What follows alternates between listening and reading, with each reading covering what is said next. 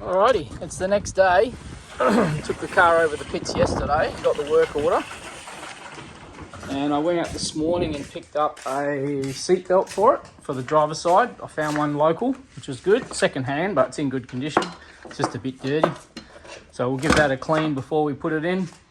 I also went and got because I've never had one before, a ball joint removal tool to do the ball joints.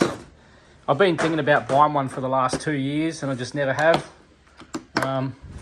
But yeah, so I just got one of them. So that's going to be handy for doing the ball joints. And I do work on these cars quite a bit, so that's the reason I've wanted one for so long. You can do them without the tool, but it's just a lot easier if you've got it. I have taken the arms out before and even taken the whole arm out and used a workshop, just the press, the 10-ton press. I think it was 10 or 20 ton with the jack bottle thing. And that worked well as well, but it's just more hassle getting the lower arm out. So I just got one of those because, yeah, I've wanted one for a while, like I said, and they were on special at Super Cheap, so that'll be handy. And also, I went to the wreck yesterday and took this power steering hose off, the high pressure hose, which is what they've picked on the work order as well.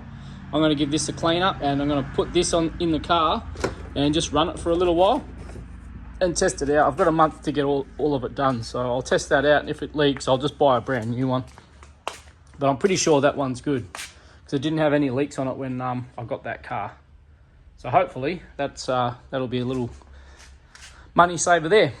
And yesterday afternoon when I got home, I swapped out the reverse lights, so it's got 2 new reverse lights in it now, and I replaced the little LED, the little T10 globes in the number plate light with some LED ones, so that's all done. So there's a couple of things off the work order already. I was going to get out here today and maybe start pulling it apart. I'm just trying to decide whether I am going to take the engine out or take the gearbox out to do the rear main. The only reason I'm thinking of doing the engine is possibly because there's a thermostat leak on one of the hoses underneath the manifold, and I know they're a bit cunty to get to. So, and this has got an older style setup on it. So on this setup, there's a little black, where is it? You might be able to see it down in here, possibly. It's got a black like thermostat thing there, cooler, which is attached to the cooler, that little black thing just there. I think it's leaking from around there. And on the other engine that I've got in the shed, the spare one from the wreck, well, it's the spare one out of the silver car that I got. It's got a later model setup which gets rid of that completely. So I know I can do it here while it's in the car, but it might be easier if I just lift the engine out and do it all outside here, and that way I can get in and clean up where the power steering's been leaking as well, which is down here, just on the back of that steering rack there. There's a bit of grease in there, just from the that high pressure hose leaking over time. So I can get in and clean all that up. It's either that or just drop the gearbox and do it that way and piss fart around underneath. I'm in 2 minds. The missus reckons just do the engine. But yeah, I'm not too sure which way I want to go yet. Yeah, good thing is I can clean some things up in here, and it's not really that much extra effort really. Alrighty, so I'm just cleaning out the seat belt that I got this morning. I'm just soaking it in some soapy water. All I've done is pull it all the way out. Just tied a little knot in it. Nothing, it's not tight, it's just a soft knot, just so it doesn't retract back in. Giving all this a good soak, and you can see the poo water that's in there, and that's after me already cleaning it. I had it laid out on the floor just here, as you can see the strip there. Soaked it with some car wash and hit it with the little scrubbing brush on the drill, but the drill went flat, so I wiped all the water off of it, and it was just the black that was coming off on the rag was disgusting. So I thought I'll just soak it in some water, and the water's still going poo brown, and I might just get a quick scrubbing brush or a scourer and just give it a real quick once over, and then hang it out, or I'll lay it out in the sun to dry, and that'll be ready to go in.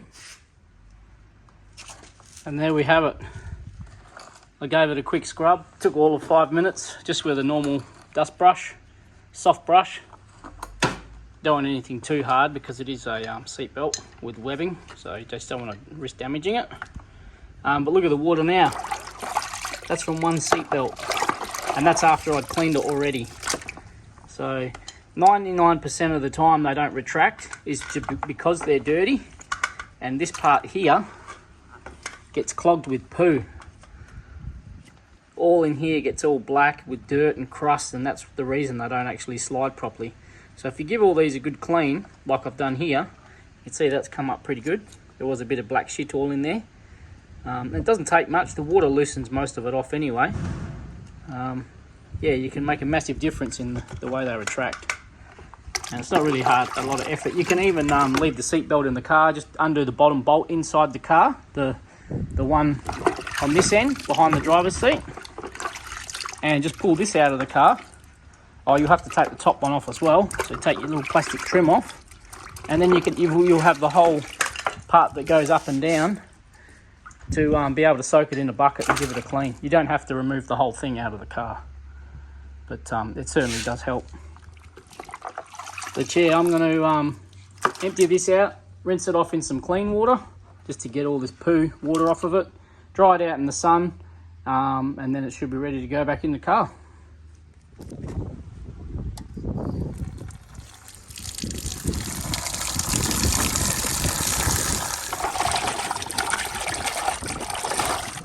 See the colour of that water is much better.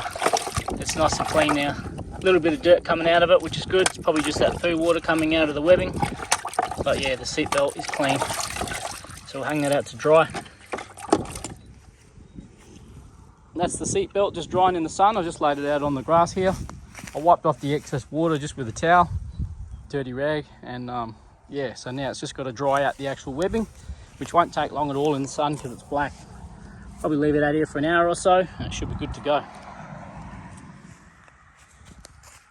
Alright, it's been a couple of hours now, and that is completely dry. So that should retract nicely in the car. Now we're back in the car. So we're going to swap this out now. So seat belts are pretty easy to change in these. Just pop off your little black cover. You need a T50 Torx bit. And just take out that bottom bolt. I'll just use the ratchet to crack them because they're usually pretty tight. And then just the gun to get it out.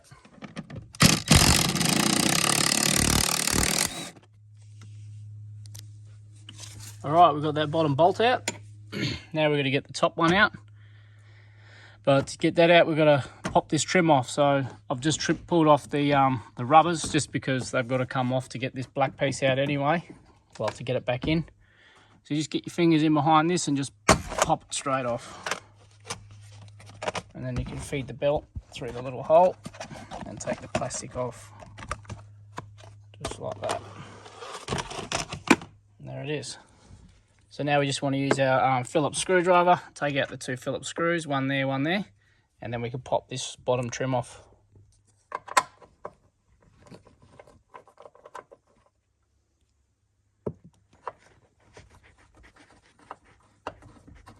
Just a bit of dust in there. So we'll clean all this as we go as well. Now these are clipped in, there's two little clips in here, so we just got to try and use my other hand. There we go. That's just popped off, and then once you get those two out, you just lift it up.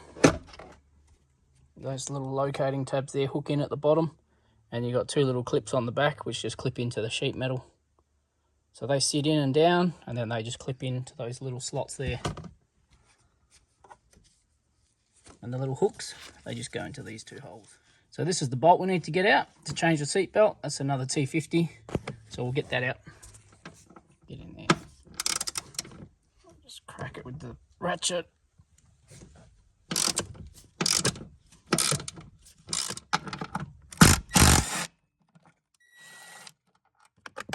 Easy as that.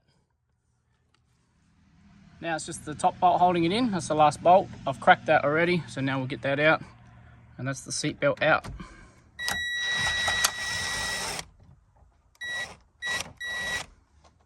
And then the belt just lifts out. That's it. So that's completely fucked. So we'll get our clean one and chuck that in. Now when I do seat belts, I try not to let all of this belt retract back into itself because they can be a pain to get back out. So it's all out here. I've got the whole belt out. Just pinching it here so it doesn't retract in. I'm going to take the bolt out and we'll sit it into its spot without letting go of this. So there it is. It's just sitting in place there. You can see this little slot in the middle holds it in place, and the two little tabs stop it from spinning when you do the bolt up. So it just sits in behind there. And we'll, again, don't let it retract, and we'll just get that bolt in loosely. There we are. The bottom bolt's in, just loose. But now we've got plenty of slack on the belt, so we can get that top piece and put that in where it needs to be. Again, trying to not let it all retract back into itself. So there we go, top bolt's in, just loose. And now it should stay, even if it does retract, it's not going to go in because you've got the little stopper there. So we can get the bottom bolt in once we get all this trim back on. But we'll tighten up this bolt down the bottom and this one. And then we'll just give all this a bit of a clean. There's a bit of poo in behind there, so we'll get all that dust out of there. Alright, got the two bolts in, so that's ready to go. Now I'll just put the covers, I'll clean the dust out and then put the cover back on before we put the last outside bolt back in. Alrighty, I've just pulled out the rubbers out of the bottoms here, just because it's easier that way to get this little trim in, or these little hooks on the bottom. So they just hook into the little holes down there, as you can see. Just trying to do this looking through the camera. Just in there, and then those little clips just pop into there.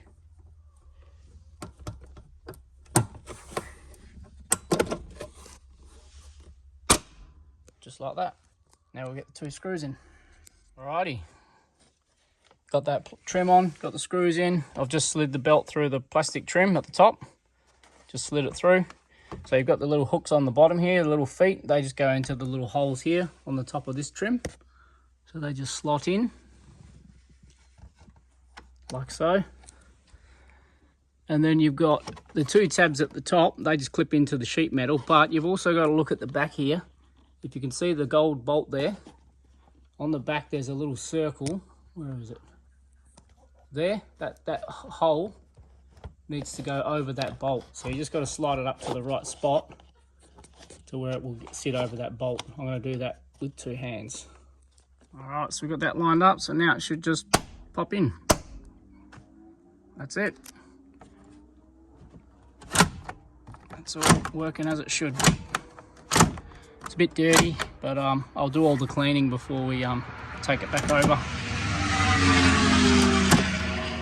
Now we can just get the bottom bolt in, and that's job done. Alrighty, bottom bolt is in. Let's see how it works. Beautiful. That should be sweet. Happy days. So the old seat belt compared to the new seat belt. And here's the new seat belt.